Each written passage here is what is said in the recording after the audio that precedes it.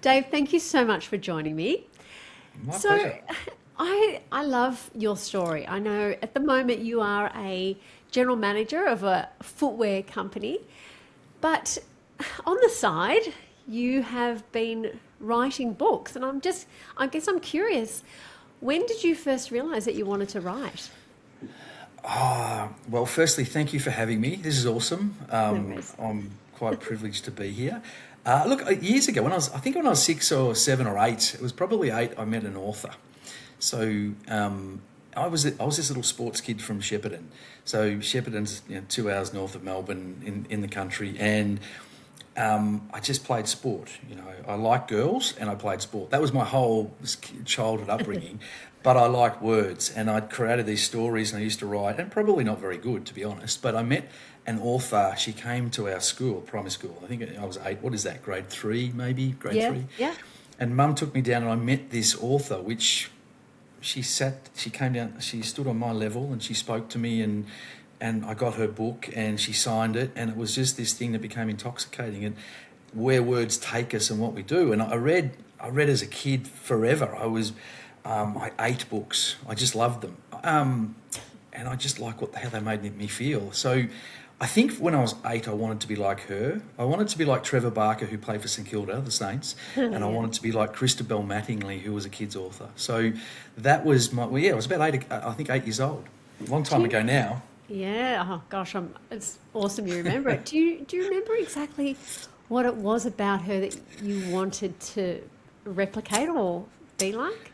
Well, there's one thing I do remember about her. So I knew what words did as an 8-year-old. Yeah. So I knew, before that, I used to sit on my grandmother's lap when I was 4 and 5, and my parents, and they would read to me. So, but when I was 8, I knew when I read and I understood the sentences, I knew how they made me feel. And Christabel Mattingly was just a calm, beautiful presence. I remember her being calm. I remember her giving me time. She came to my level and spoke to me. Now, at 8, not many adults, we're back in those days, our mums and dads are busy doing things, and it's a different time. And this person was beautifully balanced and lovely and gave me time. And she put these words on a page. I couldn't believe it. This is a real book. To write a book was like being the Prime Minister. I remember saying, someone asked me what did I want to be when I grew up, when I was a kid. I wanted to be the Prime Minister, because that's like, that was like the boss of Australia, right? Yeah. That's so silly. But this person created something that I took home with me with her signature, and she was just a beautiful, calm presence. I remember that, yeah. I can't remember much else. No, that's okay. So it was all about that feeling. And so, how old were you when you wrote your first book?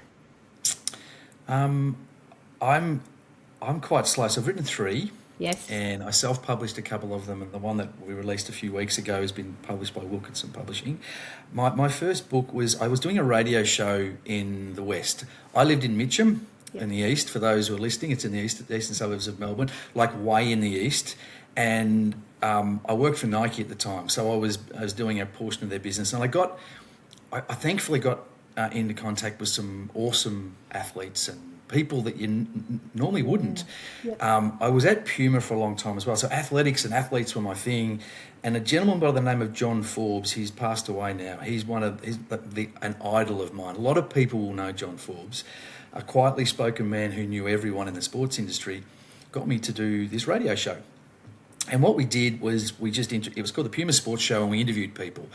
And then that sort of moved on a little bit, and I started running my own show, which was just about people who did really well. So I did the local butcher who had 3, he might have been from Croatia and had 3 butcher shops and was doing really well.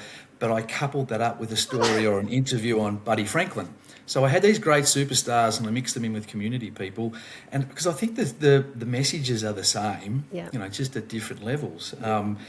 So I was doing this radio show, and then I had kids, and going from Mitcham to, which was sunshine on the other side of the city, a little bit difficult with a 1-year-old and a 2-year-old. So I decided to put stories together, and I'm trying to think when that was. I think it was in 2006, maybe 2005.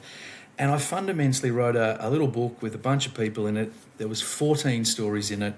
14. The reason it was 14 was because a person could pick it up and read a book in 2 weeks. I always used to feel really proud about finishing a book. I'd close the book and I'd look at it, and there's a sense of pride. And I was doing some school talks at the time, and the teachers were saying to me, kids aren't reading anymore. It's really hard to get them to read. So I thought I'd do a really simplistic, almost first-person book with these great people, 14 of them. And if they read one subject a night, in 14 days they finished a book, and they might, who knows, feel proud about themselves. So I think my first book was probably 2006 or 7, I think. And we raised a little bit of money for street kids. I think we donated 25 grand to Open Family, which was really nice. It was great. So within those little stories, did you have an objective of what you wanted any of those kids or any readers to feel or walk away with after they had read those stories? Well, I did. The first thing was the message, particularly in doing school talks and most of the talks were kids between maybe 12 and 15. I wasn't great at school. I failed what is VCE, what was HSC years ago, and I had to go back and do it again, which is probably a small message in itself. But I think my message was, if anyone can put words on a page, you're an author. You're okay. It's almost like if you can write and you like writing and you want to write and you like what you write about, you're an author. I think we need to deconstruct these titles about people and what we do. There's an old saying where it's not a saying. It's a little story about, you've got a classroom of 6 and 7-year-olds, and the teacher will ask them, now who's an artist? And they'll all put their hands up. 30 kids in the classroom. You ask 25 to 50-year-olds who's an artist, and no one will put their hand up. Do we lose confidence? Do we stop doing it? I'm not too sure. But the very first thing about this was to say to kids, if I can do it, you can. If you like what you write about. And that's all I did. It was almost a self-fulfilling prophecy. I was energised by who I interviewed, and I simply wanted to tell their story. So, the footballer who was rejected and finally got into an AFL list, the author that was rejected and finally got into a publisher. That persistence pays dividends, and not giving up sometimes a great thing, and the journey is just as good as the destination, I think. So multiple messages. But very first one was, hey, if I can do it, anyone can, really. Which is, you're living the stories you're sharing. How did you keep going with this? Obviously it sounds like writing is such a true intrinsic passion for you. How did you keep that motivation up when there was no external validation or anything? You just had to, keep going. And what was that? What was that like? It's hard. It's very difficult. I'm actually not that good at writing. I'm not. I remember when I failed HSC years ago, I got 54% in English. So yeah. I'm no literary genius. But what I am passionate about is people. I'm passionate about why you're doing this podcast. I was talking to a mutual friend of ours in the last 24 hours about why you're doing it, so I'm more fascinated. I know you're interviewing me, but I'd like to interview you. It's actually a fascinating thing why people do things. And they're pure examples. So we have highs and lows, don't we? We're all great one day, and the next day we're not. And it's going for a run's difficult sometimes, and things are hard. They're always hard, but I tend to use the subjects as my motivation, and it works for me. Particularly the last book, there was one individual, inevitably two, and we can probably talk about that later, but one individual that I interviewed 14 years ago, and the book's a little bit different. We'll probably talk to that. Yeah. He was a gentleman that, he was a boxer. I was highly motivated to finish for this individual. Right. So I tend to hang on to things like that get me there. Hey, what is it? What have my family, my kids, that type of stuff. So, but I tend to be passionate about people's stories. I'm busting to hear about you. I really want to know about you, which I find really fascinating. Yeah, right. We have such parallels. I'm listening to you and that drive and that motivation and desire to kind of, fulfill something in you. And I'm like, yep, I can relate. I hear that. And it's something for me that's kind of always been there, niggling along the way, and I dabble into it and I dip my toe into it, and then something else gets in the way and I get distracted, and now I've just gone, life's too short. And sometimes it takes a crisis, and for me it was losing my mum, and then I went, you know what, I have to do this. I have to be more aligned. I have to fulfill that creative part of me. And so here I am. And it just, when you do That's things, very cool. yeah, well, I think you'll probably relate to this, that when you are on the right path, doors just open. And I feel like I keep getting validation that this is where I'm meant to Yeah. be. So, I keep I, following I it. love that. I think it's interesting. Doors do open, Yeah. and I think we can choose to. And I think there's someone guiding me somewhere. I think it's Yeah. my granddad. I choose to think it's my granddad. But doors will open, and maybe we don't hear them or see them. Lately, for me, I've seen them. I don't know why. Right. And like, I'm really sorry to hear about your mum. But I think Thanks. we talked about before we came on. We talked about silver linings, Yeah. and our mutual friend talked a little bit about your passion, and there's a connection. So you can obviously see your passion, which is lovely, and the fact you're fulfilling it is tremendous, and it's actually you're inspiring. So this is so already you're filling my cup, which inevitably it enables me to write. So the person I'm interviewing fills my cup. I get energized. I feel like, and strangely enough, I get quite attached to people. Inevitably, most people, and I keep looking this way because I've got books sitting here, but okay. Yeah. most people get emotional and cry with me. I make people cry, which is quite strange, but not at the same time, because they're sharing, and they may be sharing things that they don't share with anyone else. So I get quite attached to the fact that I need to then fulfill an obligation because this person shared their life with me. Yeah.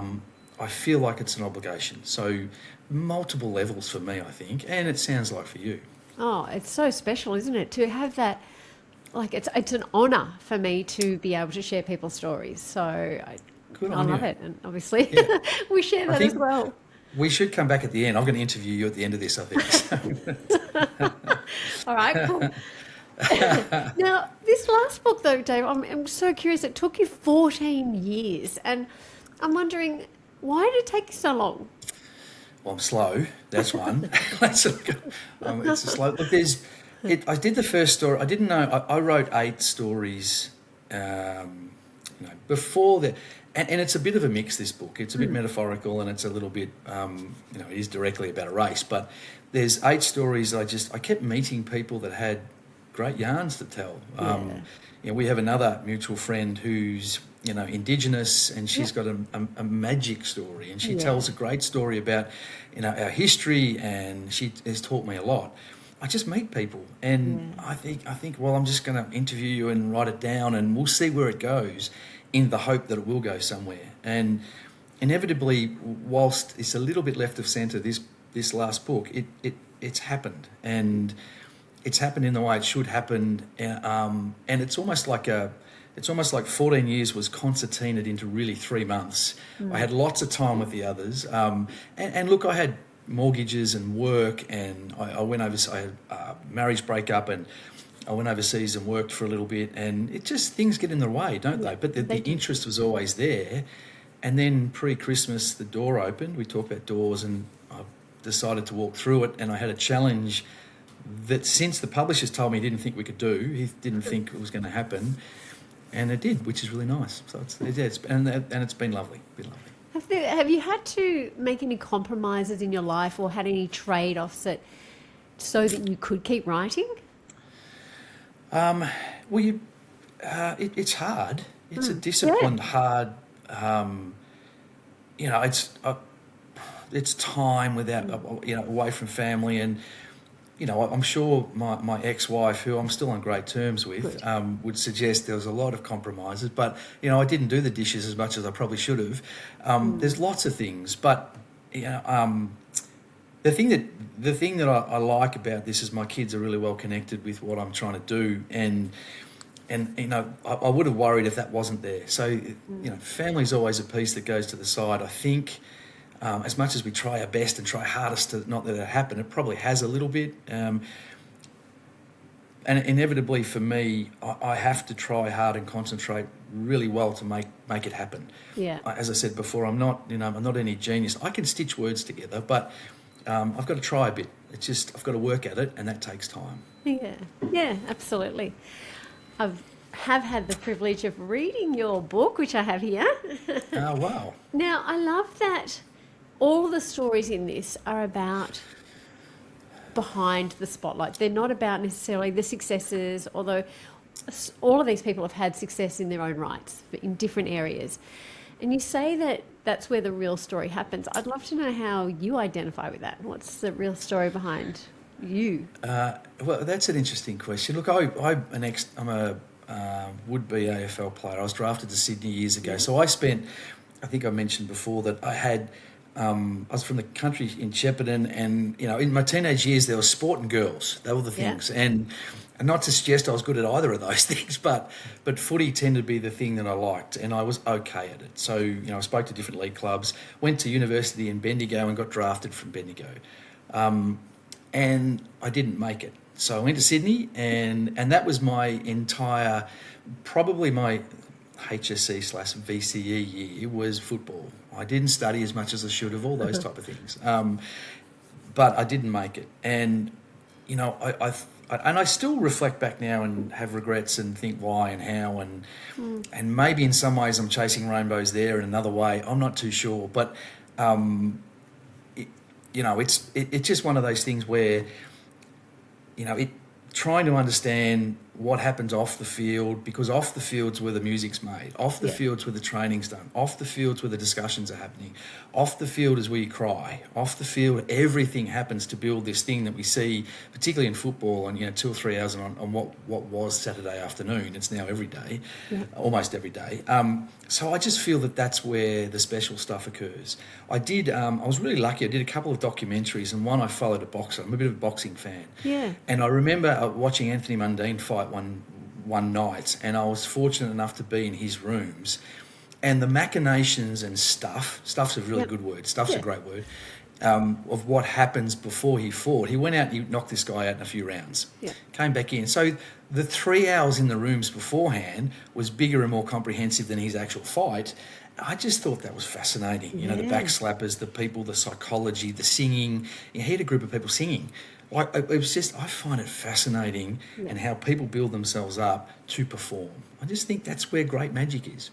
Oh, I think we win off the field. We see these tiny moments of the accolades and the winning moment or whatever, but that happens with the practice, the reps, the hard work outside.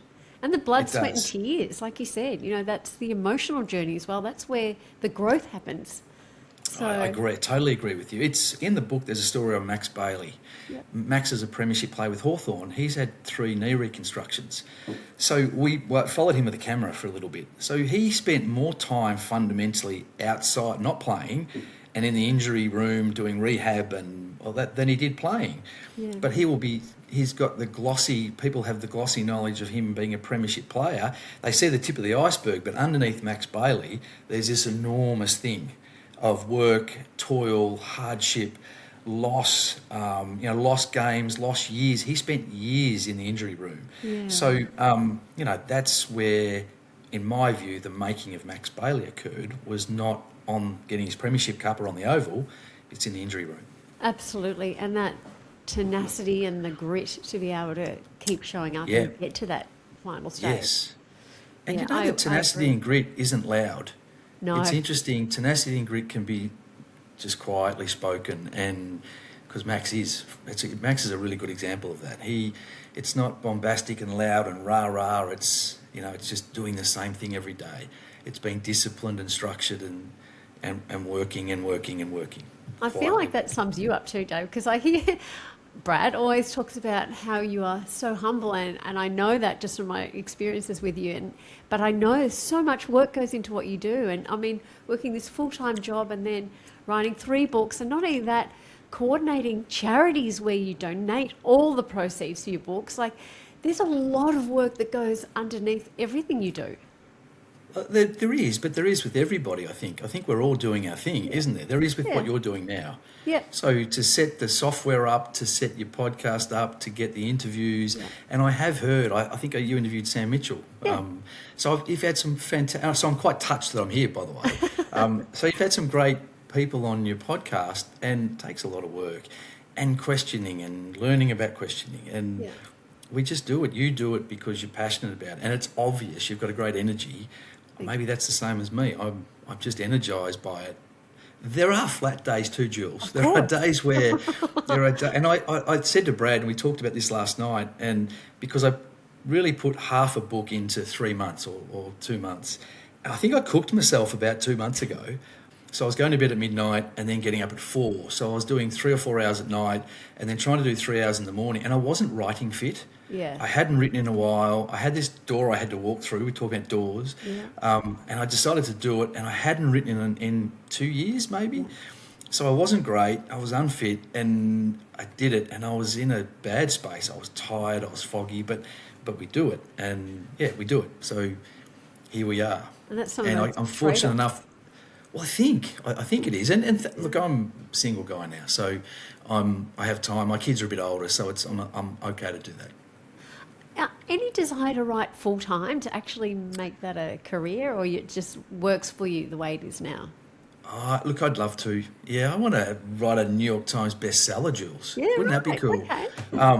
Look, I have these grandiose dreams. I actually can't believe that came out of my mouth, by the way, because usually the dreams are hidden well down. But no, I do. With awesome. the publishers, we're talking about another project, and he's talking about, hey, can you get this X project done in X amount of time? And I'm sort of scratching my head. I have to work. I have to earn money. So if there's a way we could work it out, I'd love to do that. I'd love to just. I have this little dream. I saw it in the US once. I travel a bit with work, and there was a van that went around. It was in New York. It was a van that goes around and just interviewed people off the street. So people off the street would go into this van, probably set up like you are in your room, and this guy would interview them. So he had hundreds of these documentations, and I'm not sure what he was going to do with it. I didn't get a chance to say g'day. I waited around to talk to him, but he was interviewing people. That's the sort of stuff I love. And there's another guy he was an American. He did radio. His name was John Doremus. You ever heard of John Doremus? Vaguely. He did these short stories about famous American people. And I remember growing up and you hear, they went for 3 or 4 minutes on the radio. Well, John Doremus did a body of work about people 50 years ago, 40 years ago, and they're all taped, and you can get them on, you can hear some of them on when you Google. Yep. But it's, if I could pull apart stories and tell them, and in some ways honouring them and helping people learn, I think that'd be my full time. I'd love that. I'd love to do that. So what's stopping you? Thanks, Jules. Thanks. No, you are right. Everything. It's like I've got a really great job. So I'm really fortunate that I run a global footwear business. I'm fortunate. I'm lucky. The romance of writing, and you hear about a lot of poor writers. And that's great. You chase your dreams, and I'm all for that. I am, but it's balancing it up. So I've got to work through what that is and how that works. Yeah. So I'm happy to play with this. Could it look like maybe part time, so you could allow for more time? I'd like to. Yes, I'm just not sure. As I sit here, the first door opened a little bit. I think in the last call it 4 months. Yeah. We didn't think we'd get that race done, and we did. And the publisher said he didn't think it, but maybe we've proven a point as a team, me and him, his publishing company. We're talking about different things now, so maybe part-time's a way to go. Yeah, maybe. Is there fear? Are you scared as well of what? Yeah, of course. Yeah. Petrified. Yeah. I'm petrified of everything I do. Yeah. I was so petrified vulnerable. of. Well, it is, and and as a I'm going to say mid-50s guy. Where I came from an era, particularly country, it's stiff upper lip. You aren't vulnerable. Men are not great at this stuff. Men my age aren't great at this stuff. So and this is the thing I work on with my kids, and they came up to store. We had the launch at stall at Easter, which was great. Loved it. But it was great because people helped. It wasn't great because I was all over the shop. It was a great collaboration from lots of people, but. Vulnerability is a real thing, and I'm trying my best to be vulnerable to my kids. I ask for help, and we have this really great relationship, I think, because of it. So, I was petrified the other day. I enjoy interviewing people, but I haven't interviewed people in front of 200 people for a long time. You're amazing. Interviewing Kathy, it was almost like I went from nothing for years to interviewing Australia's best athlete in front of 200 people in a room is bizarre. So petrified all the time. I'm petrified now, and I've got a copy of the book here. Yeah. I spoke to the publisher today. How's it going? What are the numbers? He's got somewhere between 1,500 and 2,000 books going to bookstores in May. What does that mean? Like, what if it doesn't work? If it doesn't work, Jules, you'll be getting birthday and Christmas presents. You know what you'll be getting for the next 20 years. Yeah. It is, I get it. It is really confronting. And anything you do that's creative, anything that you put your heart and soul into, because you feel like you're being judged. So I get that. I guess a question pardon me, a question I ask myself, and I'll ask it of you, is what advice would you give to your kids? Yeah, you've got some tricky questions here. What I will say before I answer that is what you're doing is really, really vulnerable. So I learned a little bit about what you're doing from our mutual friend last night. So, you know, you're chasing what you love. And you're on a screen. It's your body of work that's going into the ether. So people and we're up for criticism, aren't we? Yeah, all the time. I think that's the thing, and that's a worrying thing sometimes, and it takes a bit to get used to that, I think. So I think what you're doing is awesome. I was going to say, just on that, Dave, when I first started on this, and a little bit of sharing on my part, when I first realised that I'm going to have to go on screen, because I've been pretty private, I'm not a huge social media person, I actually cried. And I stood there in front of my son and my husband, and I was crying, and I said, I don't know if I can do it. I know that I have to, but I'm so scared, and I feel so vulnerable to do this. But my whole new mantra was part of this. I have to be brave, and I have to, just kind of face the fear. And so I still go, take a deep breath and then kind of go ahead. I'm impressed. Super impressed, and you're good at it. Thank you. You're good at it. This is a good yarn. We get better the more we practice, don't we? So yeah, we do. I completely understand that fear that you might have. But I guess I hope, and this is that advice I think about my kids, I hope that I can show my kids that, I gave up full-time teaching. And the first thing my daughter said to me when I said, this is what I'm going to do, she's like, so we're going to be broke. I love that. I was like, well, hopefully not, but may not return anything for a little bit, or whatever. But it's not why I'm doing it. That's fantastic. So I'm hoping that I show them that there is things that are more important as well, and fulfillment and joy. Is so important in life. You do have to eat. That's definitely that's a thing. Important. That is a thing. And lately, since stall finished, I've eaten too much. But I think that's really good advice to your kids. I think that's great advice. I think having a go, and I think for me, it's just having a go. Chase your dreams and have a go. Yes. Don't be scared, which is the same fundamentally. I say this to my kids, and I've said it to you, I can stitch words together, but I'm not great at it. I'm not a literary genius, but we've managed to cobble together a couple of books. How that happened is anyone's guess, but I think just have a crack and see where it goes. So that'd be my advice to kids. Chase your dreams, have a go. I think probably 10 years ago, 15 maybe, that's when the book piece slowed down. I got caught up in the corporate thing. Yeah. Mortgages, young kids, we do. We have to pay bills. And I don't regret it, but probably would have liked to have met this publisher 10 years ago.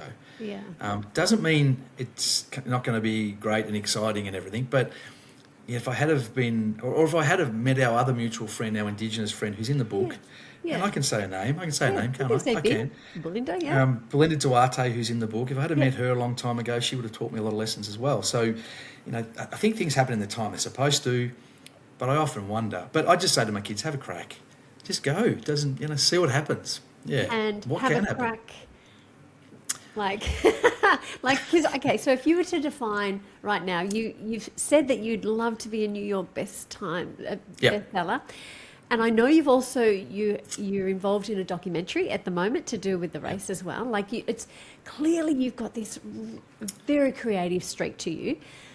Would that be an ideal life if you were living that like author, doco, whatever? Yes, yes. I hope my employers don't see this. No, no, that's not to say you don't love what you do. Like I'm with you.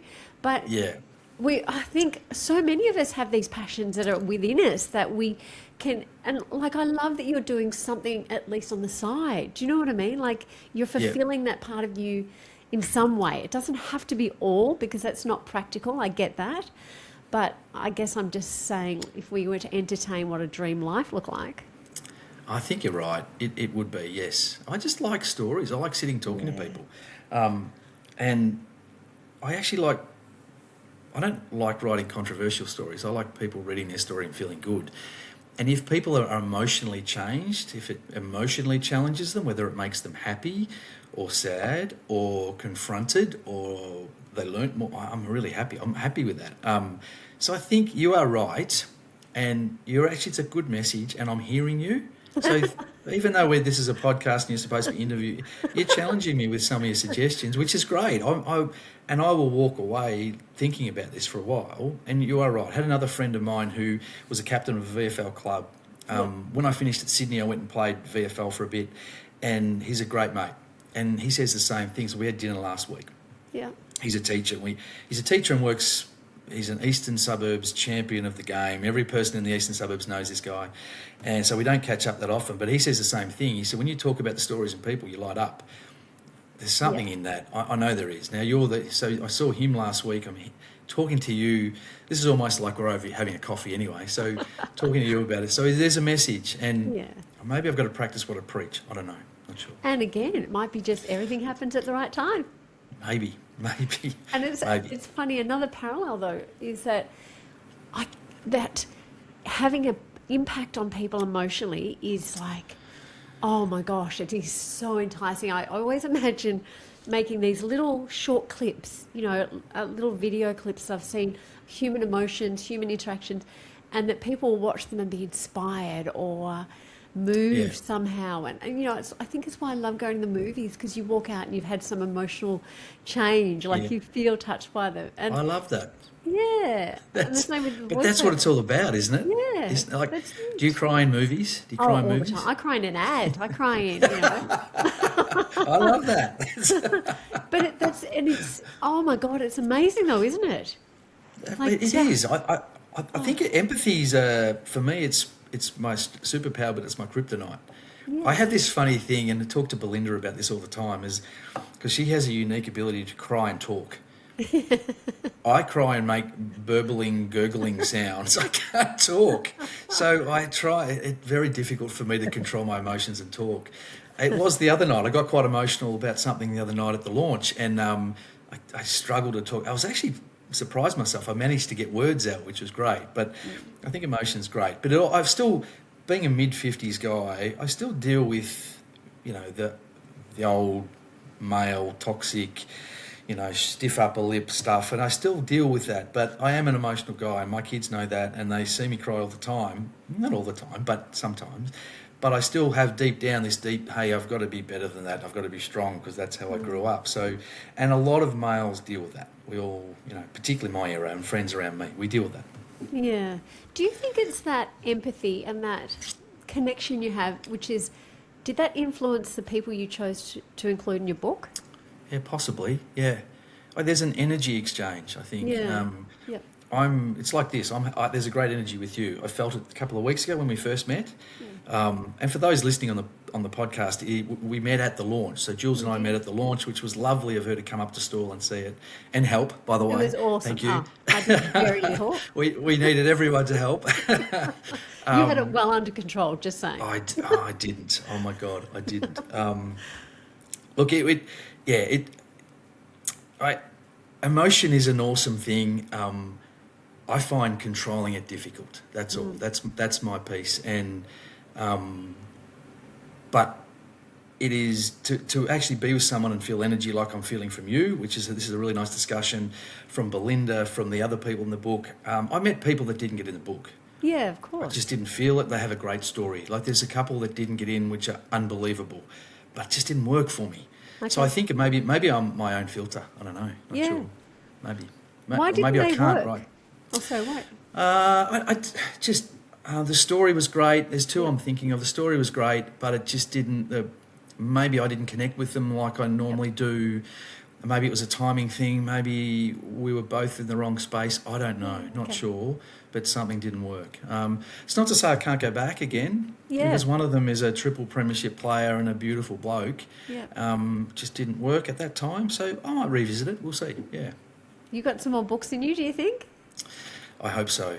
I think this. I've surprised myself to be honest. This, as much as this book is different, there's it's called That Race, Yep. and it's about a race and 7 women, which I love the fact it's a celebration of 7 great women, not just Kathy. Yeah. But there's a bunch of other stories in there. So it's as I said before, it's metaphorical in addition to the fact it's an analysis of a race. So, it's a bit it's a different book. So it's almost been cobbled together a little bit, but I think it's okay. I think it's not. It's fantastic. It's a bit like, it's not perfect, it's imperfect, so am I. It's just what it is. Absolutely. It's almost like the 200 odd people we had in that room, country footy ground, earthy people coming together in a sport that's about everybody. Everyone can take part in professional running if they work hard. Everybody, irrespective of talent. That's me. And it's a community thing. So this book is really about community, and there's lots of different avenues and lots of different things to look at and absorb. There is, but I mean, the thread is there. The thread is the stories behind the story, sort of thing. The Yes. stories behind, and it's really rich and it's so insightful. So the thread is Thank there, you. and Wow. it's lovely. How did you choose the charities that you wanted to donate the proceeds? And I'll just clarify. So far, 3 books and 3 different all proceeds from each book have gone to a different charity. Yes, correct. So I don't know. I think when I did the first book was called Everyday Heroes. It was more, I just had an affinity with, I couldn't believe that kids were living on the street. 12-year-old kids were living under a bridge. Yeah. And I may have met someone and spoke to them, and they just brought this issue to light for me, and the light went on. So I just chose. I called them and said, would you like us to raise money? They helped, the first charity. The second one was interesting. I set up an actual charity, which was like, I learned a lot about charities, and it was the 4 Words Foundation. So the second one was so the foreword to your life was to get positive mentors into schools and get them to speak to them. So, we raised some money, and I got the charity up, and it's heavily laden with red tape. I mean, I learned a lot.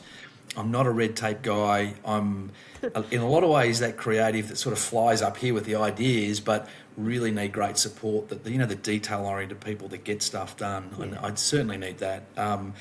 So we did that. We got the Nike CEO and some AFL players in the schools, and we did that. But inevitably, we had to disband it. And I took all the money out and donated that to victims of domestic violence, a female refuge, which was about 65 grand. And this one it's basically a charity that's aligned with Kathy. Yeah. So I've learnt a lot about, it's an Indigenous charity.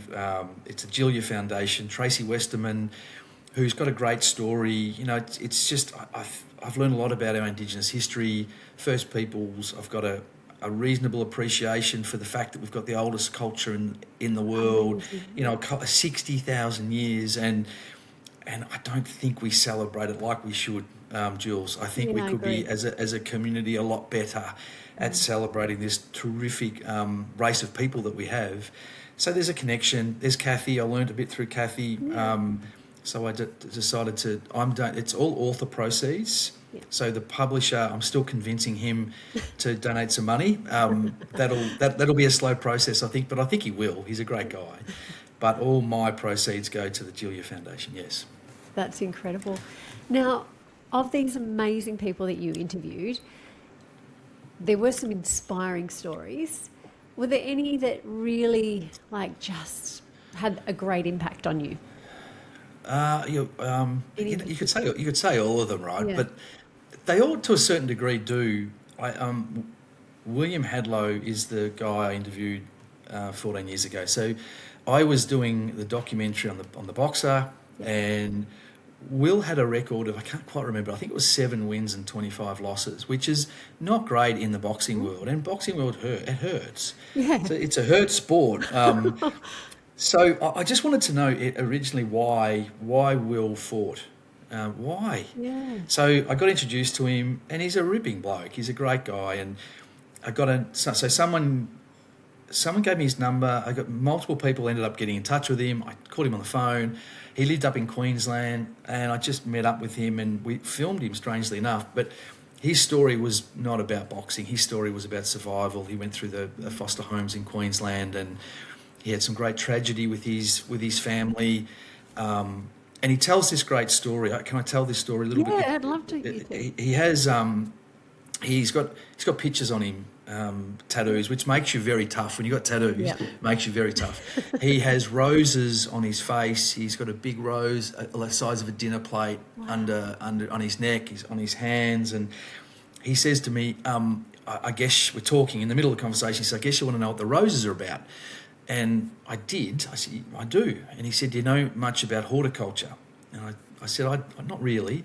He said, well, roses, I've got to use one little swear word. That's fine. Can I do that? It's not a big one, it's a little one. He said, roses need a lot of fertiliser. And I'm looking at him, so I'm trying to think, where's this going? He said, I've come from shit and I want to be a rose. So it was the most articulate thing I'd ever heard. It was beautiful. So Will Hadlow, I've learned a lot about Will. Great guy. And he's got a master's he did his nursing degree. I think he's got a master's in nursing now. He's brilliant. He's great. We keep in touch, which is lovely. But I learned a lot about all of them. Belinda Duarte really taught me about First Peoples and our Indigenous history, which is lovely. And I met a group of 70 and 80-year-old women who were at the Munich Olympics. I learned about life in the 70s and 80s being an athlete and how terrorism has affected them. So I walk away with these great messages. And another one was the pro runners, the couple of pro runners, which is Goldie Heath, who won the 1933 Stall Gift, trained the 1946 Stall Gift winner in an island in Nagambie Lake. So I don't know, they're all pretty special to me, but boiling it down, I probably think Will Hadlow was the one, because he was the anchor that got the project done, I think. Yeah, right. And they're all leaving some sort of legacy, which makes you wonder, what legacy would you like to leave? Oh, you're good at this, Jules, aren't you? I don't know. Wow. I don't know. I think it's just when anyone remembers me, maybe, or my kids remember me, Dad had a go. I think that's it. I just want to have a go, and I like celebrating people. So I think maybe that's it. But maybe I've got to come back. Maybe I can send you an email or something, and you can mention it in another podcast or something. But it's evolving. It's a good question. It's a great question, because I think we do. I think you're leaving a legacy with what you're doing. I think when we're conscious of what we do and we reflect, that's what you're doing. So you've reflected on your life and you go, hey, I'd like to do this. I've done the same thing. I've reflected, I'd like to bring these stories to life in the way that I am, similar to you. Yeah. I think that's a question perhaps we ask ourselves when we become reflective and conscious of what we want to do, maybe. So I haven't really thought of that in the busyness of bringing kids up and paying for mortgages and working. It's not a question I ask myself, but probably is now, I think. I think it is. It's a great question. Oh, look, I'm with you. It's evolving, isn't it? Also, we do what we do. We're in the moment, and hopefully we're having an impact in some ways. Yeah. But I'm with you. I don't have the answer to that yet. And I think because I keep reflecting and adjusting, and you know what I mean, like making sort of edits along the way, I think, to try and improve. So yeah, but I think that's a good person, Jules. You're a good person. I think that's a good person to reflect and look at our behaviour and where we need to be better. I think that's a great person, but that's the evolving piece, isn't it? We try, don't we? So we do. We definitely do. Yeah. Now, also, I wanted to ask, you've made a documentary, or you're associated around the race, aren't you? What's your association with that? Are you helping to, I know research, but are you also producing or something as well? I am producing. So Yeah. we've done in line with the book. Yeah. We've done a documentary called That Race. Strangely enough, Yeah. it's not connected to the book, but so the Victorian Athletic League supported a young fellow by the name of Didier Lemieux, who's an up and coming documentary maker. He's done a fantastic job. I produced the piece. I interviewed people. Yeah, So nice. he was, Didier's this awesome young fellow who's got an up and coming business, and he did all the technical piece and set the structure up. I just came in and interviewed. So we had a day where I interviewed Kathy and the other 6 women. We interviewed her coach, and we've interviewed journalists and all that type of thing. So that had a conversation today about where that goes now. Yeah. So we're talking about that and where we place it. I've got to catch up with Kathy on Thursday to sort of keep her abreast of what's going on. So that was interesting. That's sort of similar to the book in some ways, but different in the sense that you're on camera. Inevitably, I think the best documentaries, you don't hear the person ask the question, it just evolves, which is the way this has been done. Yep. But I tell you, when it comes out, I'd love to share it with you. I'll send it through. I loved the sneak peek we saw at the book Yep. launch. Like, I was like, oh, that looks fantastic. And that race is just phenomenal. Isn't it? What we saw up at stall with Shikari, I want to get her name right. Yep. I mean, that was almost as impressive, her stall was. gift run, wasn't it? Like, that was... It was. But, There's both of them, as Kathy Freeman and Shikari, are superstars. yeah. There's daylight. Oh. And arguably, Kathy's run in the 400 was as good as... it's arguably the best run ever at stall. Yeah. It's in her mind, and she's changed her mind a little bit here, but in her mind, it's in her top 2 races ever. Yep. I mean, in what world does a 400 metre runner get hit? Like, she get hit. I She got know, hit. elbow. And it's interesting. Jackie Chahady, who was then Jackie Lewis, was the person that gave her the elbow. And unfortunately, a lot of social media pops up around stall, and there's a lot of comments. And poor old Jackie cops it. Yeah. It is probably normal, but pro running behaviour, Yeah. to be honest. Yeah. But I was with them when they met. They haven't seen each other for 30 years. Was there And any it was- animosity? None. They were beautiful and laughing. And there is a piece in the film where we sit them all together and we show them, they watch the race together.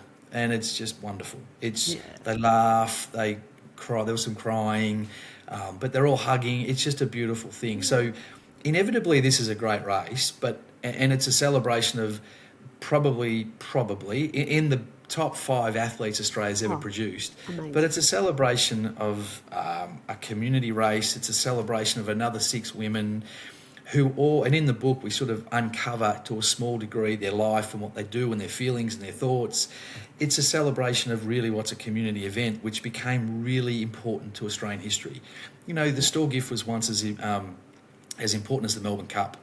It's as culture evolves and sports have become big, AFL's big and soccer's big, and this little niche sport probably hasn't kept pace. I'm sure everyone would agree, but it holds cultural and historical significance. And Kathy's 30-year anniversary of her winning is a really nice celebration of that. It's a nice celebration of a sport that came from the goldfields.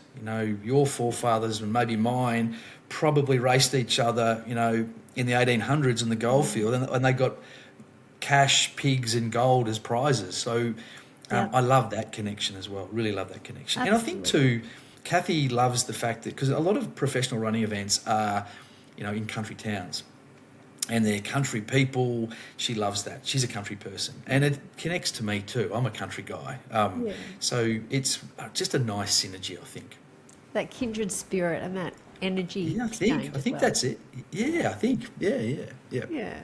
Oh, that's awesome. Well, I wonder last question for you. Well, actually, That's second okay. one. This was great. I'm wondering what is going to be the topic of your next book. Have you thought that far yet? You must have some idea. I have, yes. We Can you share? this is talking to the publisher. I think it is potentially about more connections to that book, strangely enough. Wow, There's a bit of work awesome. to do. So the race, that And race. yes, Yeah, there could be an nice. extension on that.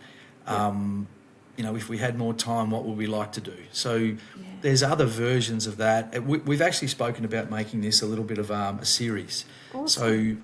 So I don't know how that looks, but the conversation's certainly there. So I promise when we decide what we're going to do, you'll be the first to know. I I would promise. love to. Yeah. Come But, back on and talk but to us about it. That'd be fantastic. there will definitely be something else, though, definitely, because I think I enjoyed the process, and I've got a really great publisher who can adhere and is happy to listen to my silliness and my crazy ideas, I think. It Because sounds like, yeah. he's just as creative and crazy too, I think. I was going to say, it sounds like your publisher is exactly the right person you need right now. It sounds like they're right in your corner and fully supportive of everything you do. That's Well, amazing. he is. But it's interestingly enough, though, we argue over things. We argued over That's good. what was on the back cover, what was on the front cover, and I won a couple, but not all. He won most of them because he knows books. He knows books and knows how to sell books. So I've got to acknowledge the fact that, hey, this is a new thing for me. And just because it's a pretty cover doesn't mean it's going to sell. So there's a commercial reality that I've had to learn, and he's certainly taught me that. And look, I'd love to. It's Wilkinson Publishing. If Yeah. people are listening, just Google them. Yeah. I did have he put my author bio up maybe 4 weeks ago. I actually got emotional. Like this was I a love thing. I've never like it's when you have something. I recall my sister crying, and there's a picture of me and there's some words. And it's in the author section, like a real live author. I said, hey, oh my God. It's like, I don't know. It's the little things, Jules, isn't it? It's the little Yeah. things. It is. You are a real live author. You've done 3 books now.